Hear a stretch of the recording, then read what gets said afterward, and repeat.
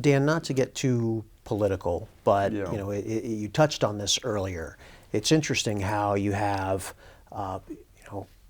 people in the U.S. running to the extremes on both sides of the spectrum. Far left and far right.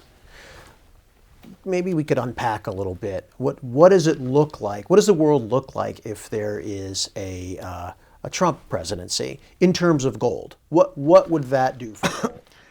I wouldn't say extreme left or extreme right. I just think totally different. Trump is hard to characterize what his policies are.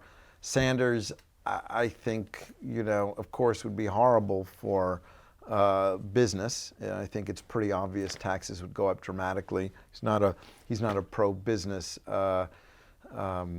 candidate. So I think it's not so much right or left. I just think it's something totally different. Interestingly, Trump, and I think I sent you this article in 2011, yes, allowed people, and I don't know if it was more than one person or a group of people, but there was a story on it in the papers, to pay for an apartment in gold. So, I think that's interesting. He potentially sees gold as a form of currency of some sort. Yeah, and Ted Cruz has sponsored legislation to make gold legal tender in the country. It's already legal tender in Utah and in Oklahoma.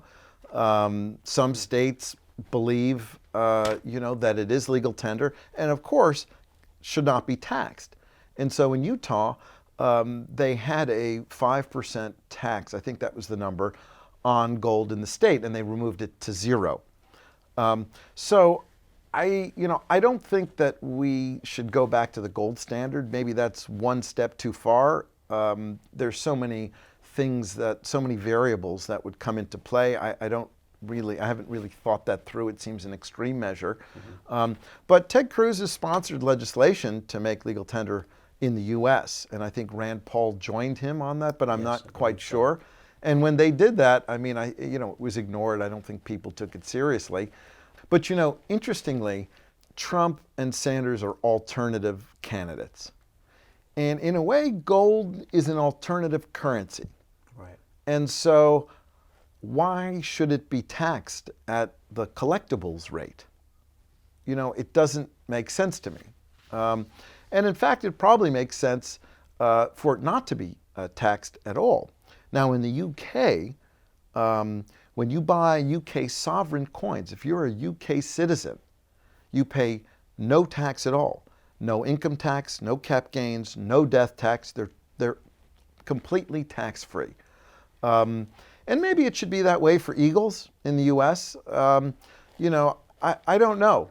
I think, in this time of alternative candidates and people looking for new ways and new things, gold might be a proper alternative asset. Sure. Well, it's not just alternative candidates, it's alternative currencies, whether it's gold or Bitcoin or whatever. Well, that's a good point.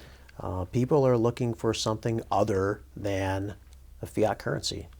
Yeah, and I don't think, again, I don't think the dollar is going away. I don't think it's a bad currency. I don't think any of that. I just think that maybe people would like to have an alternative. They'd like to be able to store their wealth in something else. It's a bit sophisticated. I think most people don't think in terms of, losing the purchasing power of their dollar. But, you'd be surprised. You have a tremendous number of clients who are people who, manage their own portfolios, who have smaller portfolios, who have bought physical. And I think in the back of their mind, they understand this. And so I think it's wrong to just say, that's too sophisticated a concept.